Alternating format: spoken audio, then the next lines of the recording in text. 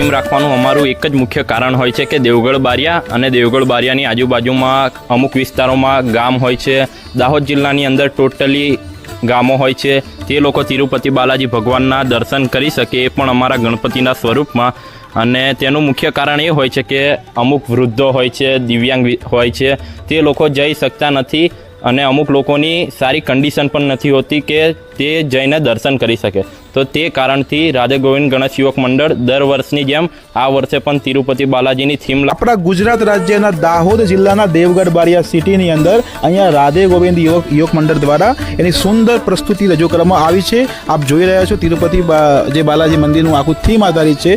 તો મિત્રોએ જણાવ્યું છે આપના સામે આવતું જ રહ્યું છે અને આ વર્ષે પણ સૌના સાથ સહકારના સાથે અને તેમજ મેનેજમેન્ટના સાથે તિરુપતિ બાલાજીની જે થીમ છે બહુ જ સરસ રીતે પ્રેઝન્ટ કરવામાં આવી છે.